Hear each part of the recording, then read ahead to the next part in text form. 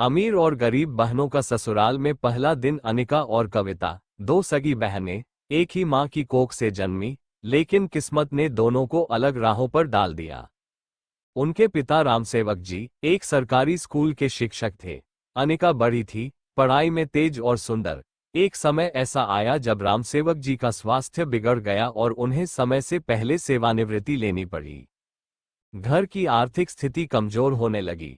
इसी बीच एक रिश्तेदार के माध्यम से अनिका की शादी एक बड़े बिजनेसमैन के बेटे विशाल अग्रवाल से तय हो गई, जो एक अमीर और प्रतिष्ठित परिवार से थे।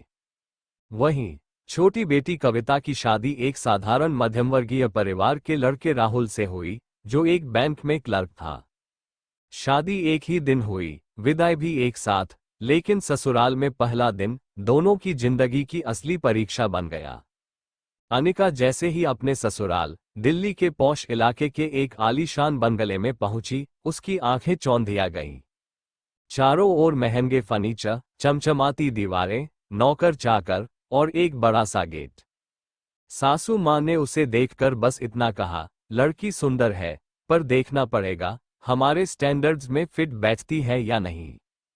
पति विशाल ने शादी में ज्यादा बात नहीं की थी, और यहां भी वह मोबाइल में ही व्यस्त था। पहले दिन के नाश्ते में अनिका ने रसोई में जाने की कोशिश की तो नौकरानी बोली, मैडम, आपको नहीं करना कुछ, यहां हम सब संभाल लेंगे। लेकिन न किसी ने प्यार से पूछा, थकी हो, कुछ खाना है? न किसी ने कहा, बेटा, अब तुम इस घर की बेटी हो। अमीर घर था, पर भावनाएं गायब थीं। दूसरी ओर कविता अपने साधारण से ससुराल में जैसे ही पहुंची, उसने देखा छोटा सा 2 कमरे का मकान, सीमेंट की दीवारें, आंगन में तुलसी का पौधा और छत से लटकता एक पुराना पंखा। लेकिन जैसे ही उसने आंगन में कदम रखा, सासू मां भागते हुए आई और बोली, आ गई हमारी लक्ष्मी, चलो बेटा, पहले थोड़ा गुड़ खाओ और घर में पाँव रखो। देवर ने हंसते हुए कहा, भाभी, अब घर में खाना और स्वाद दोनों दोगुना हो जाएगा। पति राहुल ने हल्के से उसका पल्लू ठीक किया और धीरे से बोला, थक गई होगी, आज आराम कर लो, बाकी सब मैं कर लूंगा। कविता के पास महंगे कपड़े नहीं थे, लेकिन उसे जो मिला वो था प्यार, अपनापन और सम्मान।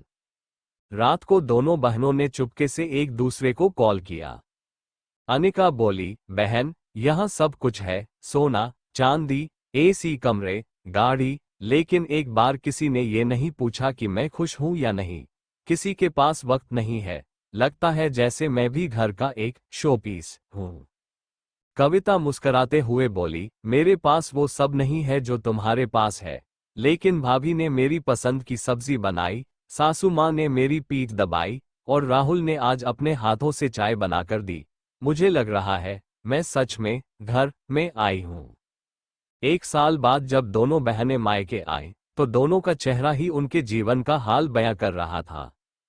अनिका की आंखों में थकान, उदासी और अकेलेपन की लकीरें थीं, जबकि कविता के चेहरे पर संतोष, आत्मविश्वास और चमक थी।